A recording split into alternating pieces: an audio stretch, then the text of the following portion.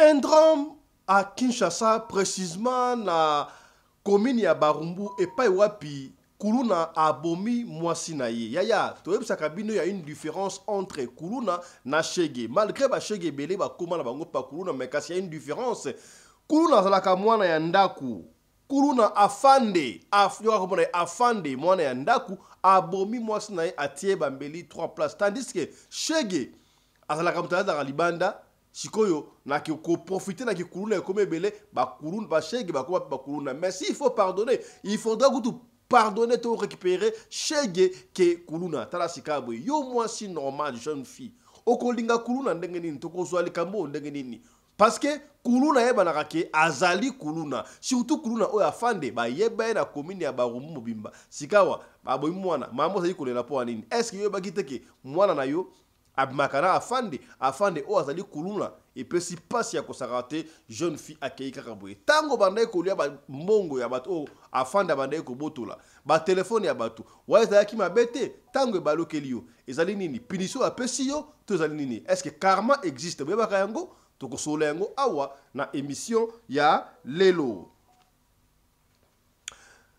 Timothée Lenoir a lobby, oui c'est vrai qu'on répond les imbéciles par le silence. Batou soromonier à l'autre silence ay kolobate ko kanzate kazali mayele. Mais peut-être li kambia koloba ezalité wala asali allusion na calme oyo université à Karat Obama Kibongo ancien président Joseph Kabila Jikaka. Pour naye tous les sorties médiatiques oya Jikaka ezali raté. Il fallait qu'il parle bandengo wana. Pour naye Joseph Kabila, il fallait qu'il y ait un nie. Tanga bimi alagisi ouvertement que yé moutouadali kolo en 23 na AFC. Est-ce que c'est vrai ou c'est faux? Timothée Lenoir va nous répondre ça dans l'émission. Il y a Lelo. Kaka Bakamou est allé chef de l'État, Joseph Kabila Kabange, tout le révérend pasteur Paul Mukendi, qui n'est pas un exemple. Je l'ai dit tout haut, il n'est pas un exemple, révérend pasteur Mukendi. Yalobi Kabila Abimagi Congo na Zamba. Un ancien chef de l'État à côté qui zamba pour Akima. Est-ce que Zali Makambo à la télévision yango toko sole yango pe awa bokoka révérend pasteur Paul Mukendi ndenge a ko expliquer ce qui a lingakate ba makambo na ye oyo a violaka na Canada a ekolo makambo supona nini toko sole yango awa na émission ya lelo. Nessa Kabino Moussala ya Pulusu, c'est-à-dire Moussala ya Lokumu, Moussala ya Malamu, il y a encore des policiers oyo baza au garder honneur na bango. Tala makambo oyo leki na Kanluka.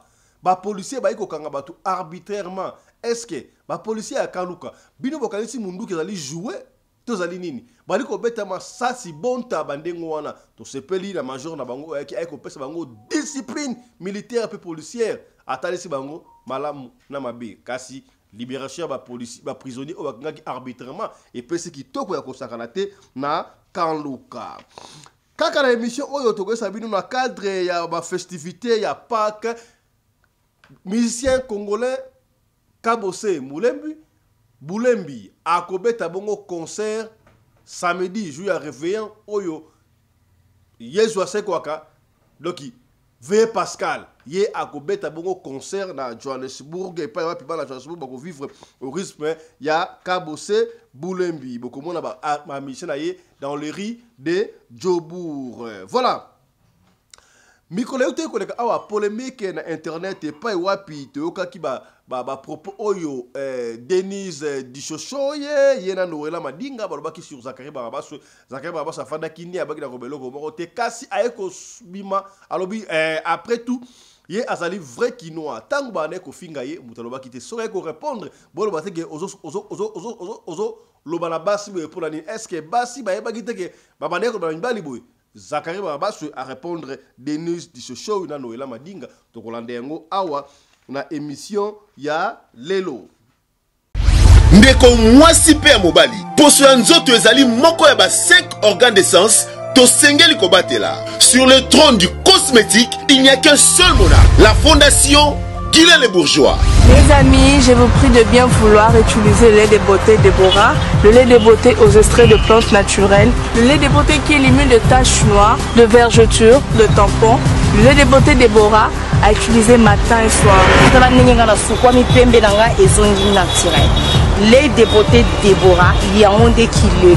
La fondation Guylaine Les Bourgeois, Nzambe à l'Oposo. Le lait de beauté Déborah, assimilable aux peaux brunes et café au lait. Lait de beauté Déborah, azo bengana tache noire, cicatrice, tampon, cancer de peau. Très sûr, rapide et surtout sans hydroquinone.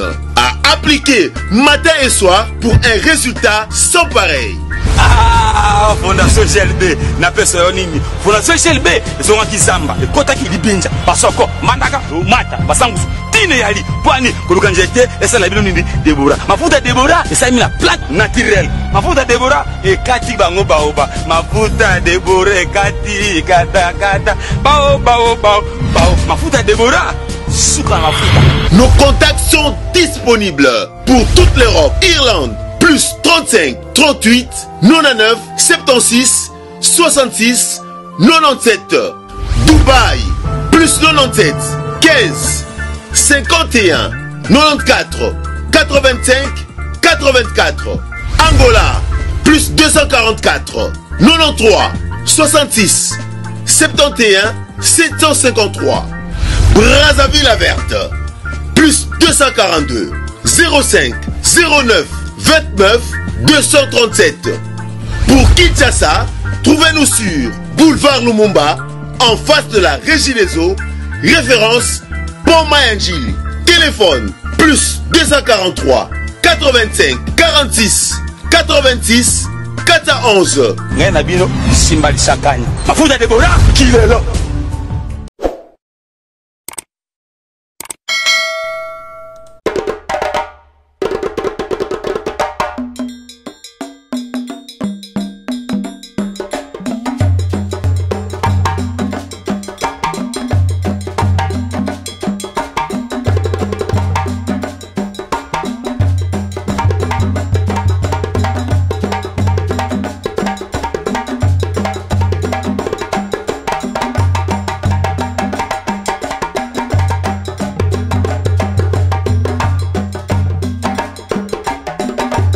mobali mbinga na mwina ngolo aboya hydroquinone soki ezotambola basheri bazokwea mayanga na retrouve douce tendresse affection epana. Mbote, bandeko balandi à Radio Loco Télévision. Merci na confiance peu fidélité. Vous allez continuer à sa programme Oyo Radio Loco Télévision. Radio Loco Masolo bien sûr, voulais-je dire sur votre chaîne Radio Loco Télévision, la chaîne de votre référence, seule chaîne, seul programme Oyo papa na mama bakoyi kovanda batali okozwata insanité mokote pour awabiso. Ba insanité et les kakaté tu peux ça vraie information turé na source comme on a fiston Pelende tata ya Sedek soki mbali boso yo tala biso to sengi yo to bondeli yo papa oyebi yango mama ndeko yaya ndeko mwasi yaya mobali est-ce que yo sabona déjà bayiki to yiko tala mais pona ko sabone tout un problème to sabone ko bino bongo na tata Sedek o sabone soki o sabone ko boso na te ko fina cloche ya notification pona o rataka ba programme na biso ata soki mu kete et puis to boso la kate ya to tchaka ba j'aime o tie j'aime au tiki moi commentaire ce que la réalité yaya au commentaire bonjour papa Fiston on est là on s'est présenté manifestez-vous bandeko ba yiki be ko tala biso be se manifester ya rali solo entre biso na bino tant to solo rabwe bo se manifester te c'est que bien to ze ko bonde la yo yaya kende pe na deuxième chaîne oya biso ok na YouTube obeti Afrique Masolo TV okomona photo ko bimawana Afrique Masolo TV photo la ngai o s'abonner soki o silisi boyebi yango très bien ya kende pe na TikTok kobaka Fiston Pelendi okomona ko apparaître na o follow biso to na défi soki to koksi autant d'abonnés ebele to kobana ba live siko to sola ka biso na bino macho kwa macho te kitoko voilà ekozala ndengo wana. Vous ne serez pas déçus, d'ailleurs, vous avez suivi les sommaires pendant tous ces 55 minutes. Nous avons tiré, choisi, sélectionné, ramassé pêle-mêle dans Internet des informations. Sur table, on va analyser ça ensemble avec vous, vous informer. En même temps, nous analysons les informations auto jibongo par-ci, par-là, na Internet. Na ville province ya Kinshasa, précisément, na commune ya Barumbu et Paiwapi. Kuluna na kombo ya afande abomi chéri na ye mwasi na ye epesi pasi ya kosakana te ya to beta bango solo ya kuluna oyo abomi mwasi na ye kombo na ye afande batu ebele bayebi kuluna oyo afande na commune ya Barumbu ye asemaka ba terreur kuna ndenge ya kosakana te ndimela ngai ba terreur oyo afande asemaka na bakonzi ya pulusu ya maison commune ya Barumbu bayebi déjà kasi on ne sait pas batika kaye pour na nini yaya abomi mwasi na ye mwasi d'après témoignage ya maman alamuki aesi maman ake kozwa nyongo na ye nyongo wana na kozwa on ne sait pas réellement soki afande abomi chéri na ye pour na nini est-ce que akena kozwa nyongo na ye aye aleki pa chéri na ye afande kuluna ayebisi pesa nganda mambongo aboyi atubie mbeli to abotoli mbongo ali kopesa ete to a prometaki mwasi na ye ke na kopesa yo mbongo mwasi ko tsaye pression mbongo ezate aboyi kopesa ye ale abomi ngai espèce ngai mutuko so likamwana bon e kopesa mutuko soit pena makasi te poto loba makambo oya to talisa bino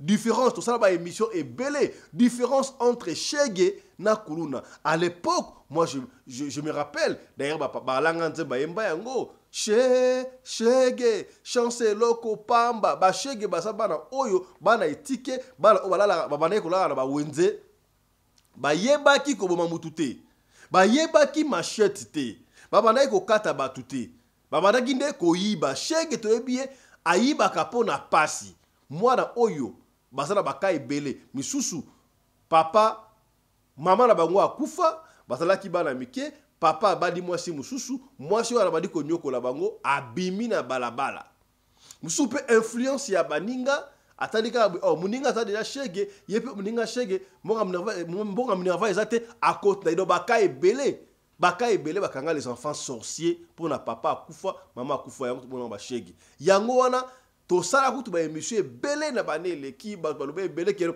ba Shege ba koma kapé batu ba Shege belé ba koma batu pe lelo oyo ba lala na nzela ba koma batu pona nini papa na bango akufaki mama akufaki parce que problème mais tangu phénomène Shege ke to bana ko ngakoto éradiquer yango phénomène kulune bandaki lokola maseki Shege azali mwana ndaku te afana na nzela la kana ba bon na wenzela basaya mesa tangu phénomène oyo kuluna ekoti na ebite comment est-ce que ça a été créé na lobaka yango chaque fois il faut ko benga frère nanyo frère Mathieu azongela biso awa frère Mathieu ava phénomène kuluma oyo ko en plaire alekaka awa na radio ko lobaka nini kala mingi te bokomona phénomène moko kuluna ekobima awa bakobana ko kata batu machette bana ba teka molimo mutu ateka molimo o atanga pe kombo ya police mo ya kala sinia qui a bébé sa génération ya République démocratique du Congo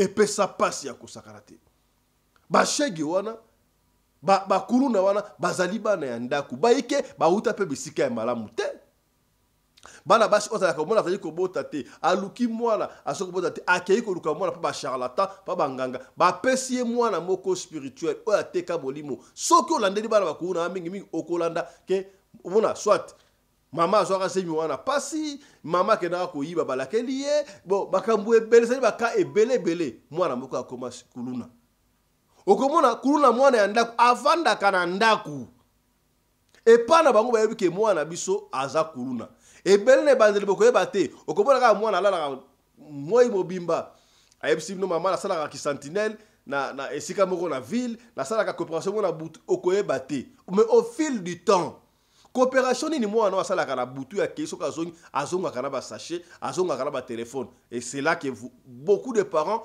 avaient compris que bana bango basa bakuluna en tout cas eza na parent moko te ke mwana na ye azali kuluna yeba te c'est impossible soki bayebi te bakosala 0,1%.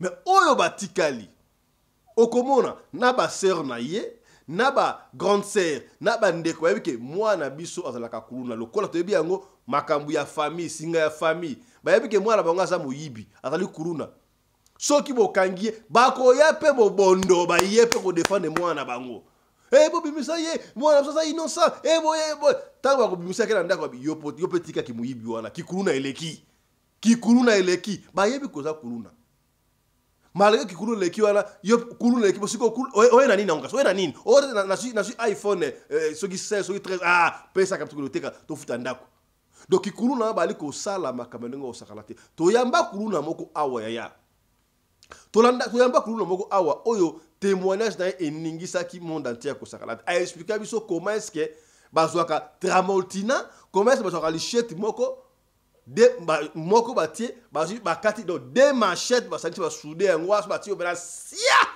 po selongwe a expliquer makambu nyonso tout comment est-ce que o basalaka comment est-ce que bakopéraka mingi na policier il y a certains policiers oyo bakopéraka na bakuluna okomona so kuluna ke ayibi $400 biloko ate valeur $1000 akei pa commander un souciat bon ngana su $400 lelo moi $100 na oyo yango commanda su tospe te $100 za muke pesa 150 pour na pesa ba soldat molongo moi 10 ba iko coopérer na ba soldat mingi ba policier ba ko koteka ba tuepa ba kuluna bo monto mona kima fomu vuwa kuna mutu yana manga utipoto il faut ko tena bango boya parta biso et comment ko samba de comment système de G yango pour éradiquer système kuluna oyo bana ya quartier ba yebaka ba kuluna bakuluna basalaka na ba sheria kitoko tala o babomi oyo bokotala image ya bokomona photo na ndenga zalaki jeune fille ndenga okondima teke akoki kolinga kuluna yango ezo kamwisa bato bino bakanti ba fille o balingaka bakuluna eza pona nini bayebi ke kuluna zali na mbongo akokende koyiba telefone ya batu aye nango pa na yo apesi yo et puis ekamwisaka ba fille yango o balingaka bakuluna azo ko exiger ayesi mobile na ino na lingi telefone na sali pe Samsung oyo mingi siko na lingi na koma na iPhone 13 ya ndenge nini oyo aboyi likambute lokola akei kosoma na magasin akei na butu akofuye iPhone 13 16 17 24 wana so pe combien ba numéro wana bala ndi bayeba kango ayeli yo pe loko ya muyibi ozwi pe mobile nanga Intel na moibe mutu normal na pourquoi muyibi ba kuluna basana mabasi o batanga na université ba IEC to ndaki témoignage ya de so kuluna awa mona mwasi pe atanga na IEC atanga na IFASIC atanga ka loki der ba université ou ba institut supérieur ezoko impressionné so sous-souté to yeko ta banzembu ya faire surtout ke bana ba fi o la komona yena tongo wana bimi na ndako na bango azui mwa saka mukia tie azui farda simbi okanti lokola étudiante non je pars au cours otanga j'étudie à l'ISP on atanga na IFASIC nzoka za na yemulele papa fisolo bia salani aza mulele laksini oyo mulele te do yebika paka juma do ba mama oya paka juma ba lela kutu babino bango musala ezo marché sous te donc musala e marché te ba bote bango musala et pas entre parenthèses soit disant ba étudiante pour na kikolona tout le monde a quartier mususu etikala vide loko la guerre na est mais pour la ligne ba kima kuluna na ebité bambongo oyo gouvernement ali ko bebisa na makamu susu bakoki kotia ngo na phénomène oyo mpona ko éradiquer kikuluna oyo te parce que fléau oyo ndenge ali kokende ondimela ngai ekozala malamu te epesi mutuku soit ekosakana te tala une très jolie fille une jeune dame qui avait de l'avenir mais a bafoué avenir na ye mpona vie moko éphémère akende kolinga kuluna papa fisolobi nini na bi jeune fille alingi kuluna bino kati kuluna mbali te kuluna zali mobali ya kuluna zali na degré na ba degré ba kuluna oyo ba yibaka bazokata machette mais yango isanga parce que il y a certains kuluna bakena classe bakena classe au moins la des classes peut azofuta mbona na kala monga ki kuluna kei a côté pe université à Silisi allez tanga Silisi wala ba nommé ministre bokomi imaginez sikoyo na abale ko kata ba machette azo ramonga afuta minerval siko akoli baté ministre croyez-vous que mbongo ya l'état ekobika croyez-vous que mbongo ya l'état ekobika yango zo mona complicité oyo et c'est na degré du colo ba proposition et ya marque na marque pour éradiquer phénomène kuluna oyo mais ba équiper yango te est-ce que ce komi est-ce komi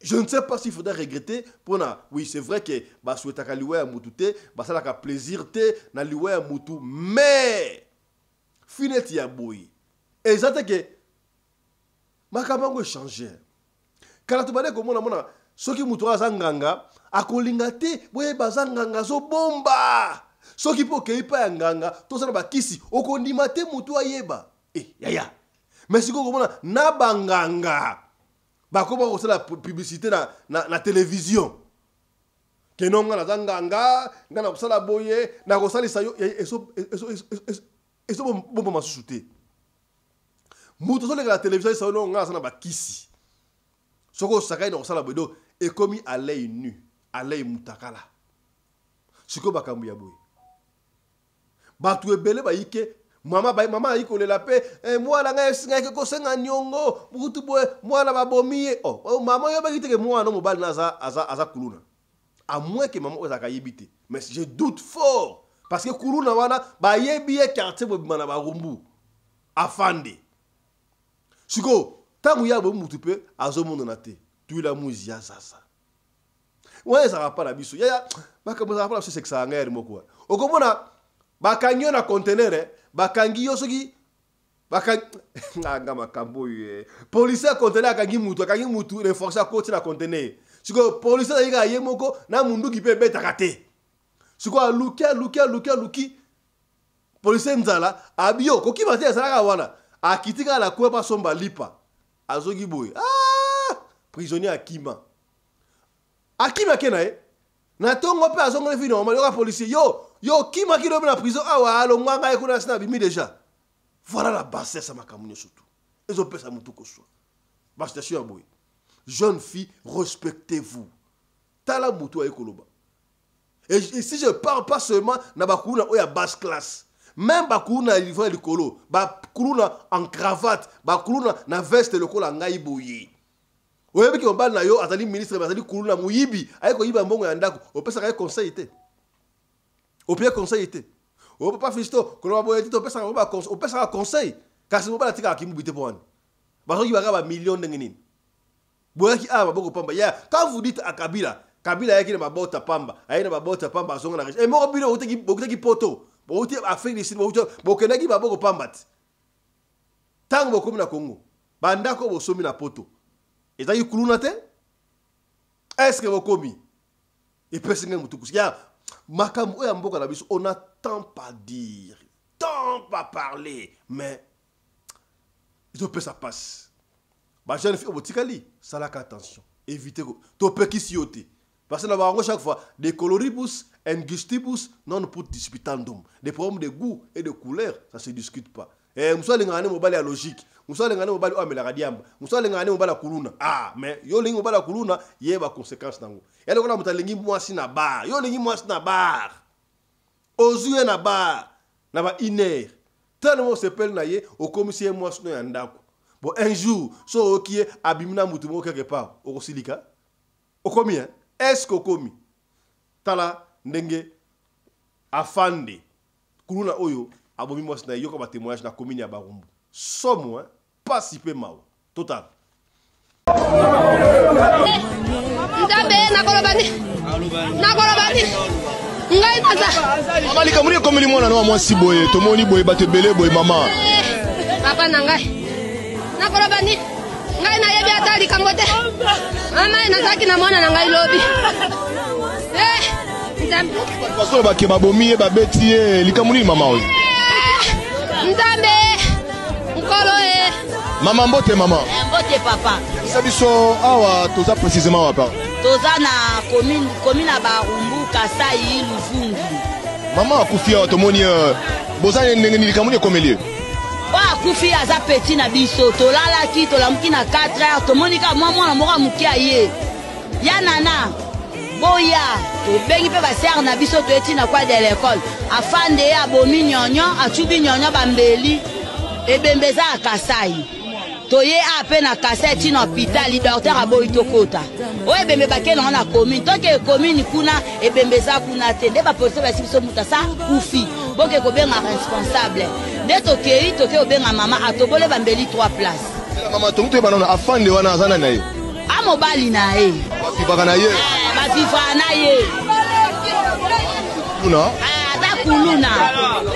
Papa basi na bakisi boye bande ola biso abasi fo batala mibali baolinga omoni mwa mobali wana mama na ye ayebi ete c'était facière moko boye kuluna mo basalite agenda koyiba biloko batu omona donc bande ola so abani mo sala abanola nde pourquoi lobi ndeko mo sala banola ndai ndeko mwasi awolanda ye yaza moyibi mais on lobi to olandela lobe na ngate bande ona biso abasi batala mibali balingaka mobali wala mama na ye propre yeyo ayebi ete c'était facière kuna moko boye ya salite donc a mutu moko ye pena sa bongo a mérité liwa ezalaka te ata kutasa mwasi na okiyanke yango na njota mwasi okosaki yanke nesi kosalaka te obali ye te otubembeli ezalaka te nazalaki na mwana na ngai lobi mwana na ngai lobi nakei kozwa mbongo na ngai nayokisango na ntongo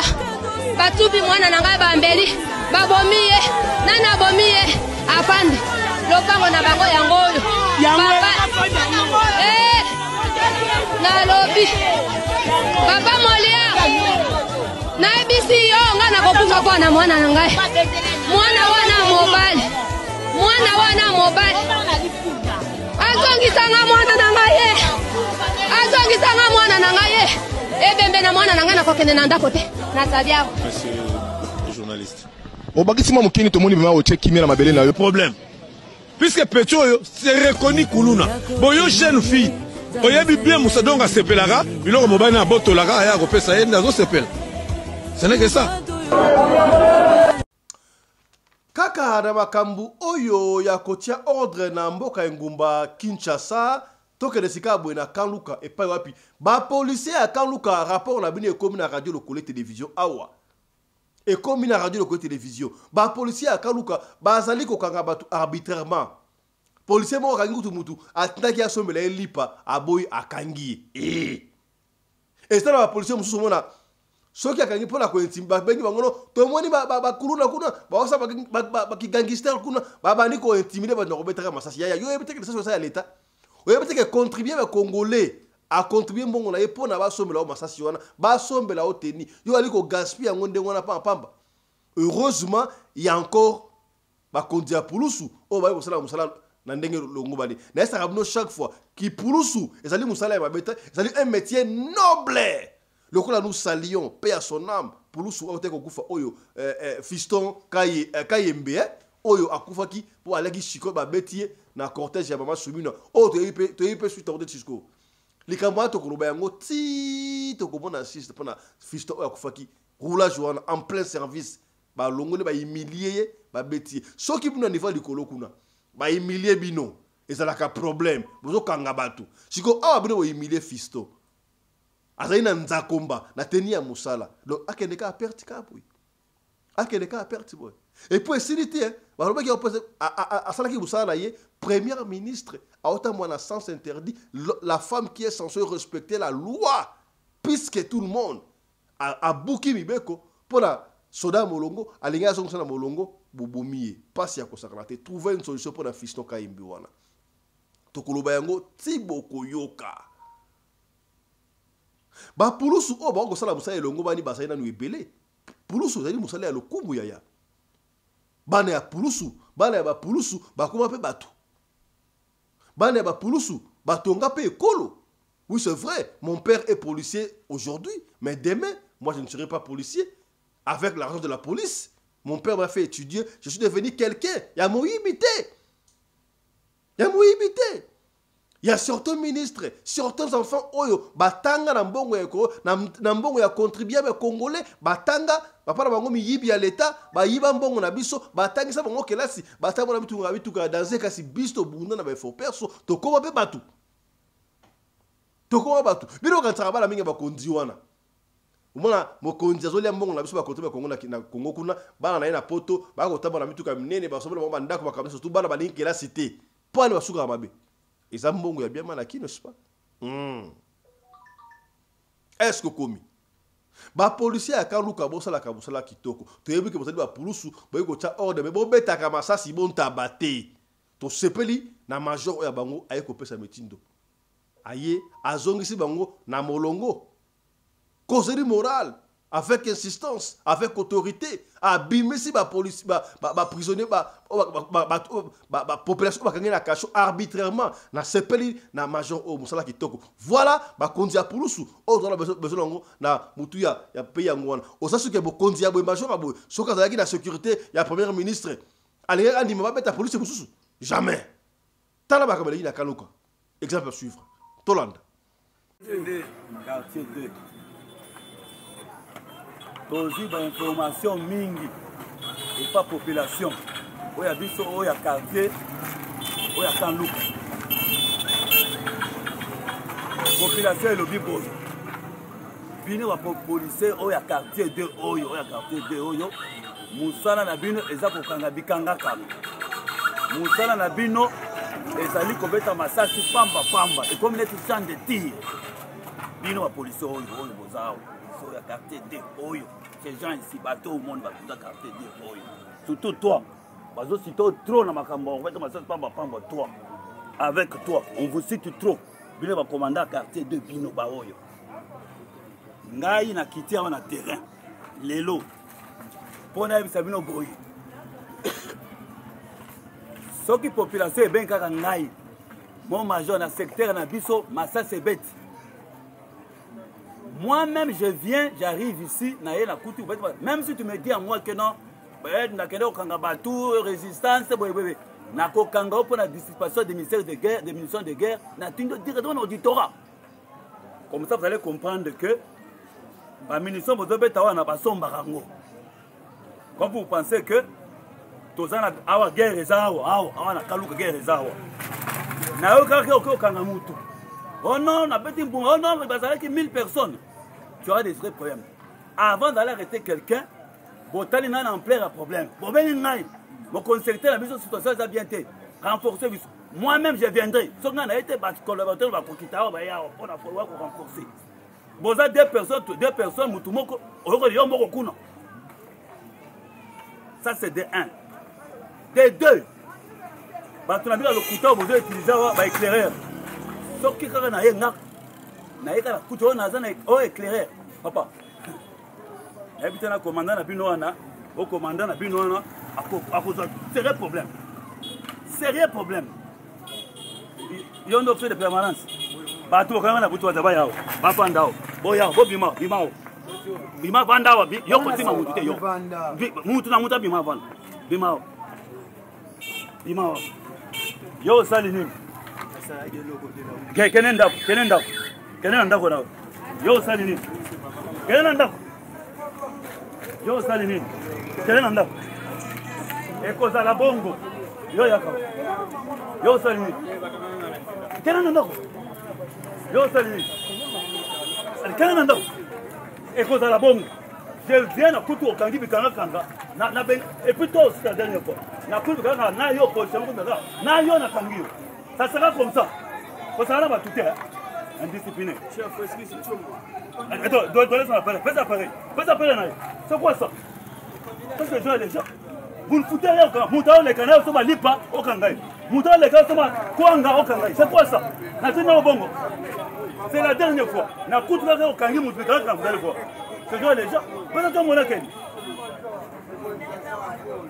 fais ça tombe dit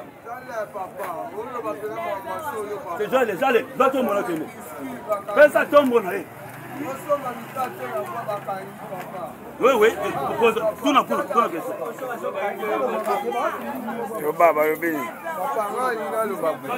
ya mabe na mona aizani basoda mbiso bazala basala ba musala siko soki ba monika jeune azoleka ko bakanga couple azoleka ko bakanga to ebite na politique ya mboka na biso ya tokoloba yango ti tokoyoka. Je ne sais pas à qui nous devons réellement croire na politique ya mboka na biso. Timothée Lenoir sorti médiatique na yalobi batu ebele soki afandi kimia bozoka soki mtafandi kimia azali sage aza na makambo ya koloba te mais batu musu bafana ka kimia po azali na makambo ya koloba te asali allusion na Joseph Kabila Kabange président ya kala ya mboka na biso République démocratique du Congo oyo kutu to pesaka ye ba surnom ebele université ya Kara alobakate lobata boy loko boy calme oyo Joseph Kabila Kabange salaka nango ba sortie médiatique ou asali pour na Timothée Lenoir ezali échec total. Il n'a pas fallu kutu abimisa abima avant na enie pour na nini parce que d'après Timothée Lenoir que président Akima akenda l'exil pour la kozonga alobi akozonga la partie orientale. Tu dois réfléchir à haute voix. Akozonga la partie orientale. Partie orientale, il y a ba plaqué ba bou Goma, oui. Ba Goma sakuna la partie orientale, ba Kisangani, ba Busozarani ba Lubumbashi, la Katanga na surtout kuna. Et là comme si batu parce que côté yango oyo président ya Kalabia kozonga, eza côté oyo ba rebelle bakanga. Or batu ebele balobaka yango tout bas que Moudali chef ya ba AFC ya nanga na M23 et ça la kabongo Joseph Kabila Kabange. Est-ce que c'est vrai ou c'est faux? Barsala ba polémique il a tué et belé kutu mokondi amboka Félix Antoine Tshisekedi dans Allemagne alors ki yango tout haut to ebi ke Moudali sima ya ba M23 AFC ils ali mon prédécesseur pardon Joseph Kabila Kabange. C'est que Kabila linga zonga na partie orientale a lobby yango tout haut. Et ça confirmation que yem dali mo kondia rébellion to ndengenini soka daki mo kondia rébellion bananga o bananga ba ko sa muke ya ko sala ngo plus beaucoup plus d'avantages et ngo tambo été. Qu'est-ce qu'il a voulu dire? Bon, soki Kabila abia ko zonga na partie orientale. Est-ce que partie orientale wana ezali Congo te? Pour zonga, il faut zonga kaka na Kinshasa. Donc cela veut dire que pour être au Congo, il faut qu'on soit na Kinshasa. Wana pesinga mo mutuko so ya ko sakarate. Suivons Timothée Lenoir. Landa. Parce que nous sommes sur le bâti, c'est quand même belé. Mais tu comprends que nous sommes sur le bâti, on a perdu dans la nature. Plus de 5 communications, Kabila a échoué. Maintenant, quoi ça? Bon, maintenant, pas un piac, pour rédiger moi discours et comme moi problème. Chadag, il est où? Parce que l'apparition médiatique, Kabila il a échoué. Toi, tu es un spécialiste en communication politique.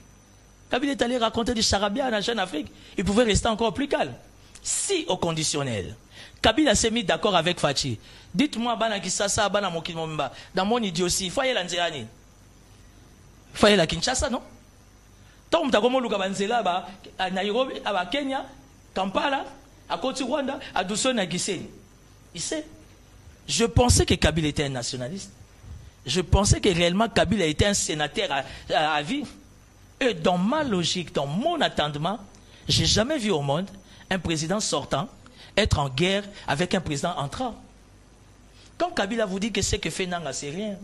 Si moi j'étais là, et on a contour Moussoussou, chez les Arabes, c'est un homme à battre. Si au conditionnel, le chef de l'État va se mettre d'accord avec Kabila, tant mieux. Mais nous, la population congolaise, tous os zelaye. Aya. Surtout si on a dit ça, tous os zelaye aya. Alors, est-ce que. Pour ma maman, bazo violé na Goma. Ba maman bazo violé na Kiwanja, na Kishisha, na Bunagana. Ba maman bazo violé na Bukavu na Goma. Nous attendons Kabila ça. Alors la deuxième hypothèse, est-ce que c'est vrai que Kabila revient en adversaire politique? Finalement, il a fallu checker le Batumsouba qui est plus loin pour comparer la situation. Il y a 1997, 97 na Congo-Brazzaville. Non, c'est faux. Est-ce qu'il vient pour l'affrontement? Non, le contexte est différent. Kabila aujourd'hui, si Félix Tshisekedi au conditionnel face à monter Mamabé, il donnera des ordres à Tchalo colonel pas. Mais Félix Tshisekedi, il a une faiblesse, c'est le respect des textes.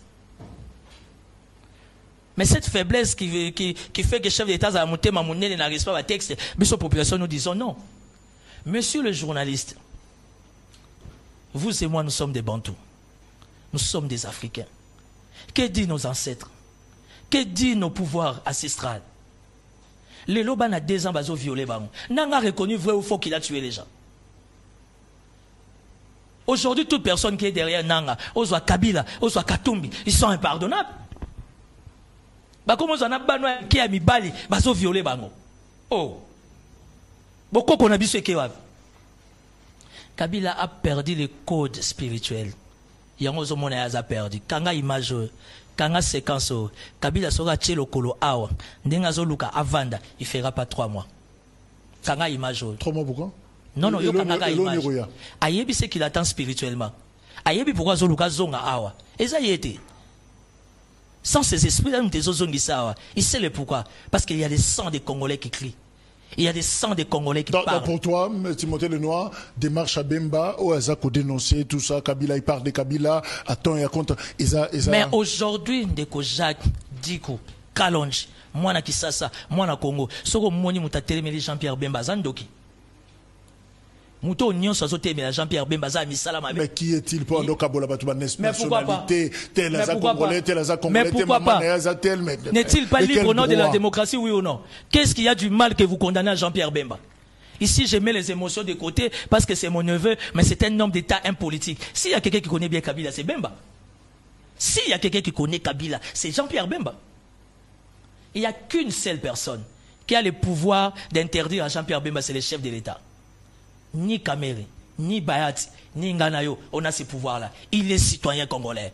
Il défend son sang. Mais Kamere a même dit que Ezana Batumsou la consultation, il faut président Apekisa Bango Koloba, parce que le discours na Bango est de nature à favoriser cohésion. Oli de week-end yo tiko l'examen na kimia. Cohésion ça fait. Comme la boîte à Pandore. Ngaso bilime koti na kobeta. Non mais qui est Kamere pour interdire Bemba? C'est le président en chambre. Excusez-moi pour l'expression n'importe quoi. La mère patrie est en danger. On tue les Congolais. On viole nos mères, nos enfants. Et Yope Kisangai n'a défendre le réseau à Makila Nabiso. Qui es-tu? Es-tu réellement Congolais?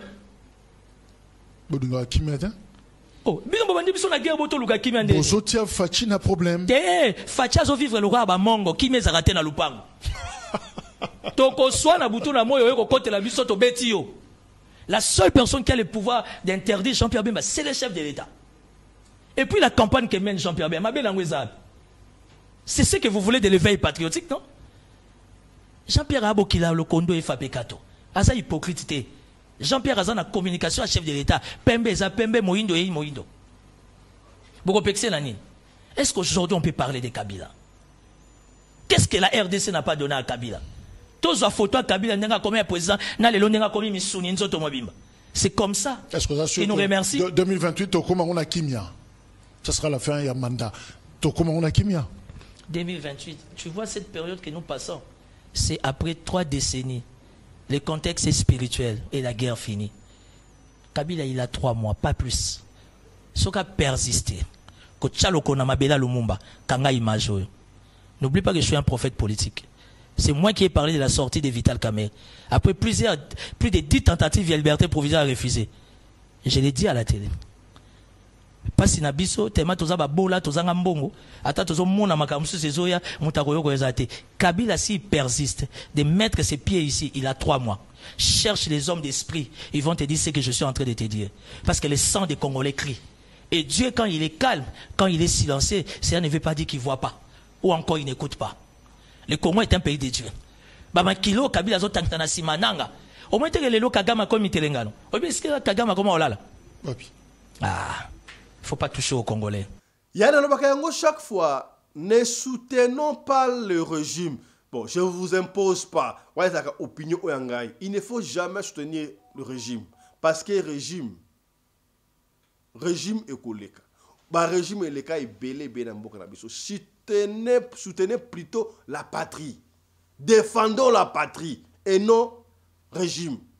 Pour régime serait leki, régime soit yé. Soko loba ki ma bé na régime ou leki et qu'on risquait et on va retomber sur eux. Il faut être sage quand vous faites sortie moko médiatique. Awa, la salle d'allusion na révérend pasteur Paul Mukendi. Paul Mukendi c'est qui Paul Mukendi oyo azalaki na ba problème toi zana ba problème tisiko na Canada. Makambu ya viol, on va pas se voir la face parce que quand vous parlez des autres, on doit aussi parler de vous. Paul Mukendi a viola bala 17 ans na Canada, ba condamné Akima awa. Akota pe zamba nenga condamné a comprendre ta bana kisasa. Car si tout le monde a sorti médiatique naïe, on ne voit pas, on voit rien de pasteur en lui. Si ce n'est pas insulter Kabila, donc le baram comme ça là éloge flatterie. En tout cas, le président de la République, Mwanamboka Félix Antoine Tshisekedi Tshilombo, doit faire attention naba éloge, naba jalelo. Ce sont des flatteurs. Oyo, ceux qui m'ont balouki, bakopé sa Congo. Qui pourrait croire que Moutulokola Lambert Mende, Tchakou National, Oyo, Kabila Pesa Nyoso, il pouvait tourner les dos contre Kabila. N'a pas si qu'on fait que si elle mettait raison. Et tiens, tu sais qu'il dit, les politiciens congolais tournent Kazakh à tout moment. Voilà. Paul Mukendi, Azogoloba, qui se permet, il y a Koloba non, Kabila Azog, c'est plus en 2000 combien?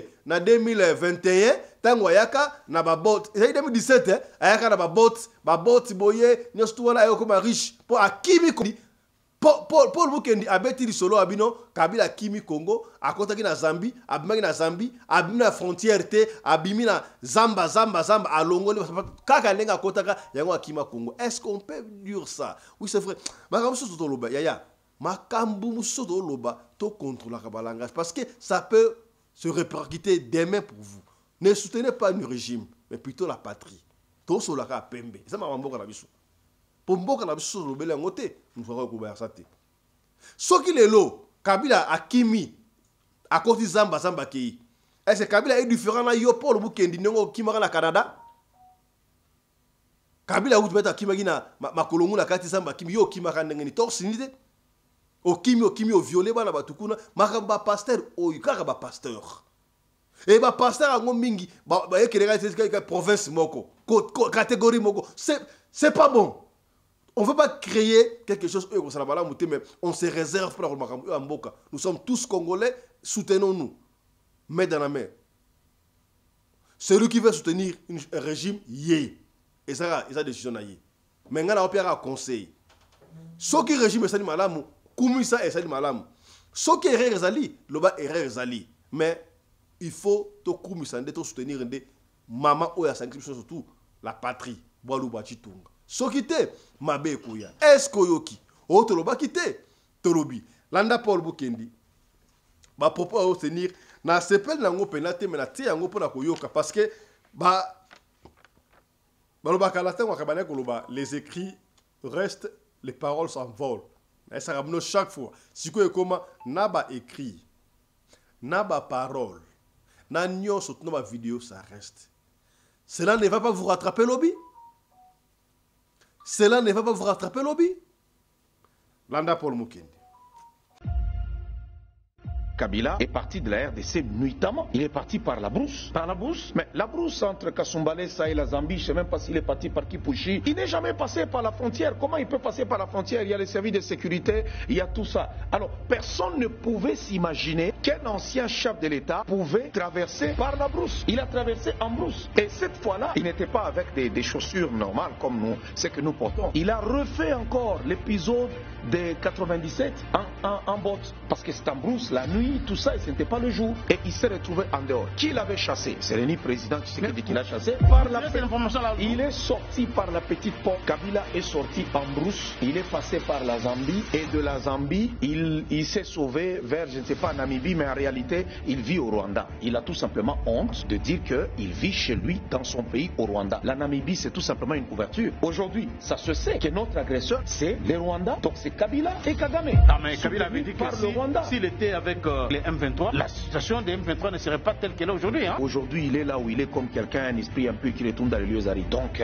il ne peut pas impressionner quelqu'un. Ça veut dire quoi? Si lui, il était avec le M23, il allait plus tuer encore. C'est ce qu'il veut nous dire. Donc, lui, c'est vraiment un assassin. S'il était avec le M23, il allait plus tuer. Et aujourd'hui, le M23 ne sait pas très bien faire. Ils ne sont pas excellents dans leur méchanceté. C'est une provocation. Kabila est un rebelle. Aujourd'hui, Kabila est rebelle parce que l'AFC, c'est Kabila. Le M23, c'est Kabila. Donc, aujourd'hui, il veut vraiment s'afficher. Comme ils ont échoué, ils avaient déjà fait leur calcul, pensant qu'ils allaient arriver jusqu'à Kinshasa, mais ils ont échoué lamentablement. Et comme ils ont échoué aujourd'hui, qu'est-ce qu'ils veulent faire? Ils allons rester dans les zones que nous avons déjà conquises. C'est une provocation en fait. C'est une provocation. Le Congo n'appartient pas à Kabila. Toutes ces personnes qui ont des nationalités douteuses viennent toujours du Katanga. C'est toujours du Katanga. On a des Grecs qui se disent Katangais. Là, on a un Rwandais qui se dit Katangais. On a de ceux-ci qui... Tous, ils se réclament toujours du Katanga. Je ne sais pas pourquoi ils ont l'amour tellement du Katanga. Même celui qui fait le tweet pour annoncer même le retour de Kabila. Il faut se demander, est-ce que tous ces hommes-là sont-ils des Congolais ou pas? C'est toutes ces questions qu'il faut se poser. Aujourd'hui, il avait laissé Kabila en liberté. Et voilà ce que ce Kabila est devenu. Regardez ce que ce Kabila est en train de faire à ce pays. Il faut saisir tous ces biens et nous allons les acheter. Qu'on nous propose, oui, qu'on nous propose de les acheter. Qui va acheter telle affaire? Qui va acheter ceci?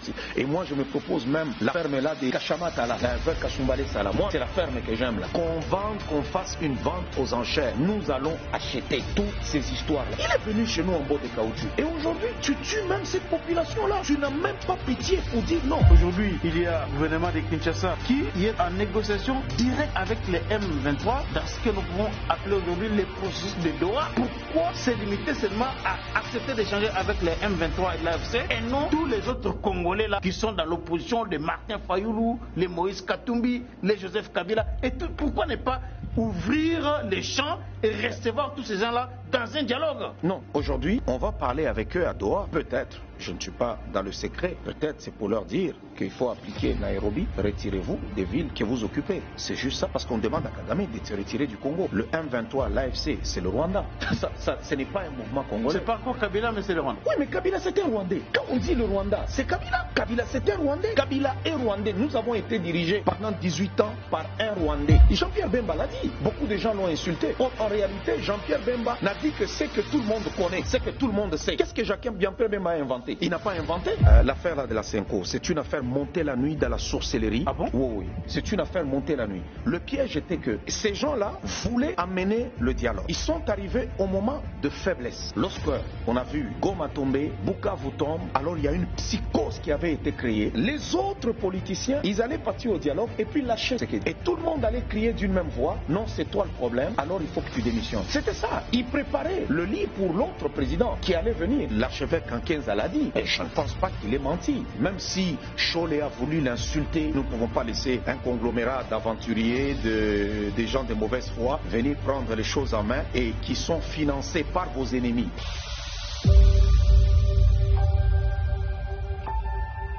Voilà. Autre chose à présent. Tout le monde qui a internet a internet que voilà Noëlla Madinga mais consort la biso Noëlla Madinga chaque fois à la télévision pe atika ka deka bon ils a style naie on va pas rentrer parce que émission oyo to lingana biso polémique té di chochoy Denise Toebi yé afinga karaye oh j'étais étonné kutu na sortie médiatique ba ko sala abino asali 4 ans ko finga té sikoyo azongeli ko finga donc ko finga za kitoko pour msusu. Je vous ai montré comment est-ce que TikToker Nigérian Oyo, Zik, Oyo a dévoilé ma secret. Ne croyez pas que tout le monde qui passe à la télé, Oyo a aussi cité Makambo, soit déjà Luka Buzz, il faut faire très attention. C'est pourquoi la recommandation, il ne faut pas suivre n'importe quel mot internet. Il ne faut pas suivre n'importe qui. Oh, il y a finga bien, ko finga bien de la carte. So muta message na insanité. Quand quelqu'un vous dit na stopper ko finga, na zongeli ko finga. Donc ça dit que pour aller ko finga ça malamu n'est-ce pas? Sortie médiatique. Oh, le bail pour Zakari Baba soué, Zakari Baba ça me taper ça information et pas avoir confondre la vie sur Perol Ouara, ça langage qui et nous va pas rentrer dans la polémique ouana, mais Zakari Baba soué ko zonga. Ya lobiya ça peut vrai quinois. Ayebi pe ko finga tangu bashi bana ko finga na télévision mutu moka bima kite alobakele boti ko finga sa carrière sa père de famille il a droit ya ko répondre alobi ka mukie abi azoya la mikili aya ko répondre bango malam na ebité suivez bakamu oyo Zakari Baba salobi pona Denis di Show na Noela Madinga na liko répéter yango te totala yango. Et puis on vous revient. Suivez. Autant va bander à Bolobé le côté. Influenceuse, perte blanche, perte blanche dans mon nom. T'as le lemo couche à garde, t'as la couche. Commence par gratter couche wana mon nom wana. Ozo misa solo wana ndoki, ba kan ndoki combien de fois pour moi. Mutaye la ngato ndemba na méchant na bino. Allez dégager dit. Ba banda es. Ba ke ba mui ba la perte blanche na se mais yo perte blanche tina le lemo. T'as la le lemo za pembe, la perte blanche dans le lemo. On met solo, on dégage maman na solo. Oh le bapé, influenceuse. Le lait mon pembe wana couche wana pembe wana ce sont des pertes blanches. Ça dit ba perte blanche na se, ba perte blanche na munoko. Le lait mon ayo wana. Le lait mon ayo wana moni couche a pembe wana perte blanche. Et ça ba perte blanche. Ya wana ba talaka we na la rope sa pecha dimi au kimari. Wana kata kinya. Alors, le lobby est collé lelo. Lobby est collé lelo. Namoni bino muta. Namoni ba bendre ba banda es ba lobby ti. Namoni muta lo bata. Muta so lo bata. Mais réponse ezali. Oyo vrai quinois grand spirit tout. Gourba. Oyo gourba. Natali namoni muta lo belo wote. Hein? Ouais, on le baranga so ndemba. Ah? Na keti na komiti na kananga na ebisi bino.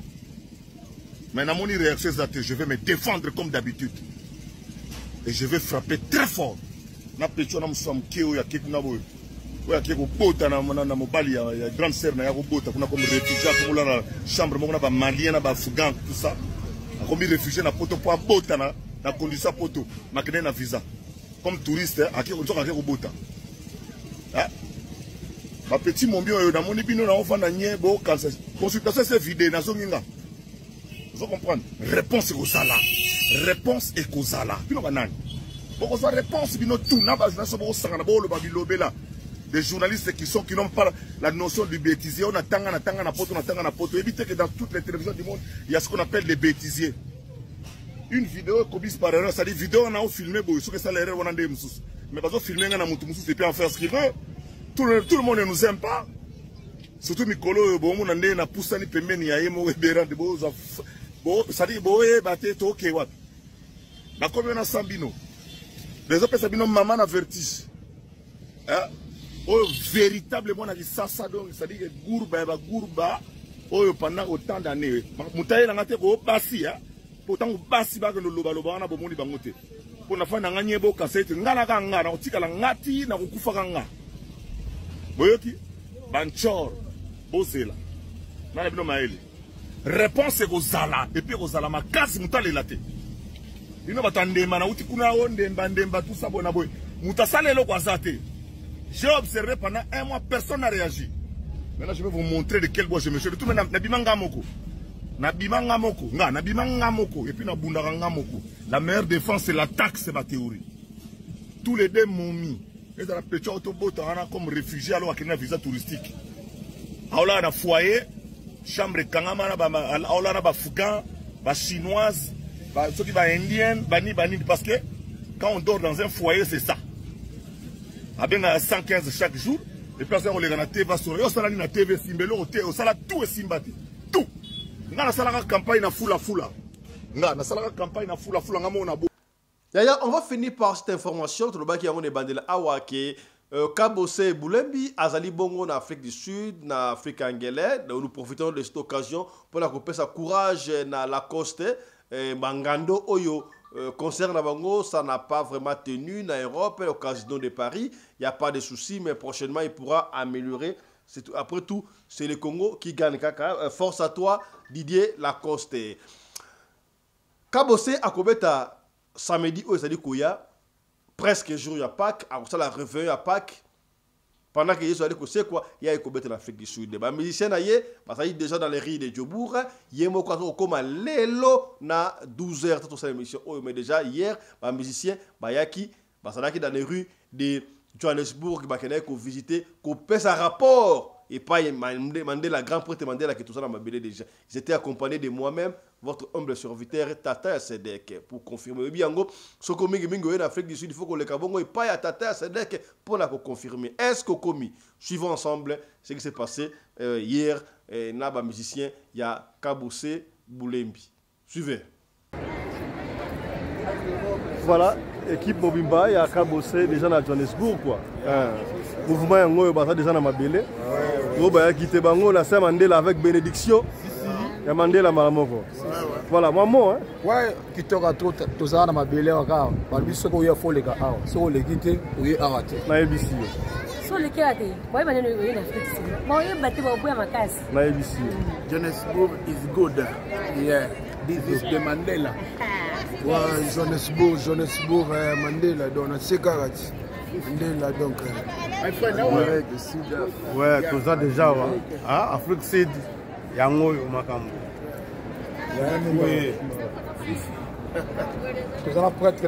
voilà patron de la presse bana mai tu bomoni dogi soki bomoni bazana ngasa ki bazana mboka wo équipe mbese déjà donc ndule ya samedi oyo talaka pack bisto fetela Kabose Boulembi équipe Mobimba bana bango doki yo déjà uta Cape Town Durban partout à Kamba ou somba Diepo nous le père Sainini et ça allez on est ensemble chap non c'est fine c'est la prof hein patron de la presse Fiston Pelende Tata Sadek patron na bango tout yeyo ouais Oboyo Sambwe chapi moi patron Bayeba Koboya Fiston Pelende nanga bandeko nanga chachu benke bogolia pau ale chubola bango chu ouais balobi samedi boya déjà belé donc tout ça wana donc boya koyoka naleta jiba mokuse babengi ngai chele mama naleta ganga dadi tele babengi nanga buba zalaka na Fiston Pelende nazalaka na Jean Thomas Kasakasa les disciplinaires nanga nzambe ilouge la coiffe ikote yagile tseka yo ah balobi boyande boya koyoka allez voilà c'était Fiston Pelende depuis 100 ans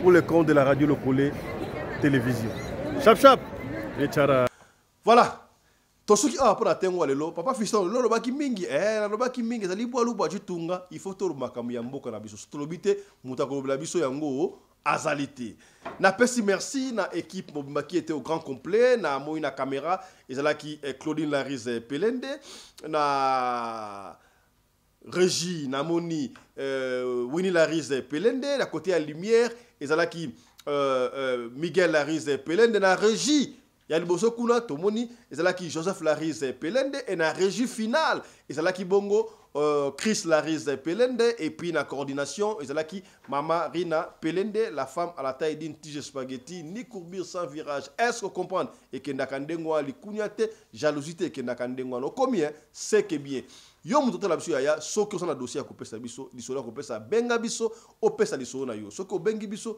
ozwi biso te komi tungusama te tikela biso kaka audio ya lisolo tokobeta yango kaka ndenge tobeta yango soki olingi totanga kombo tokotanga kombo soki oboyi totanga kombo te tokotanga kombo te tokendaka ndenge wana yaya bapaster bakosala bascandale na bascandale elobala yango papa molia baskando Pouvez-vous imaginer un certain pasteur en complicité na papa Bokilo na ye. Ako sakabasi ya poto que papa Bokilo na ye nde père spirituel. Bali akabatu bambongo. Ya, dossier wa ezama boko na biso. Ezalia wa. Ekozonga pona dossier wana. Tout ça d'investigation. Voilà. Ya. Tout pasteur escroc. Yo kosa batu. Où que ce soit. Et si quand on va te fouiner. Benga un drone, drone matigabo. Et ça nous comme faux pasteur. So qui te suyo, te connais quand pas de pitié. Est-ce combien? C'est tout. Révolution va dire pasteur. On va finir tous les faux pasteurs. Tout ce qui est vrai, pas vrai pasteur bazali. Est-ce combien? Allez, portez-vous bien. Semaine qui toko. Semaine pascale banine, hein? L'autre c'est semaine pascale, n'est-ce pas? Pour hier c'est quoi dimanche.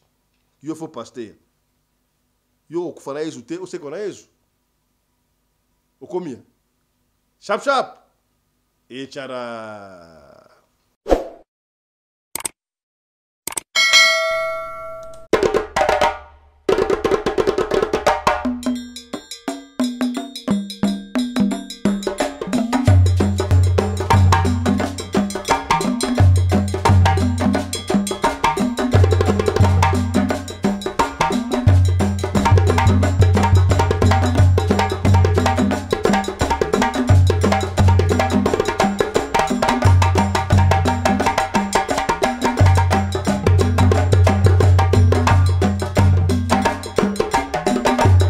mobali mbinga na mwina ngolo aboya hydroquinone soki ezotambola basheri bazokwea mayanga na retrouve douce tendresse affection epa na yo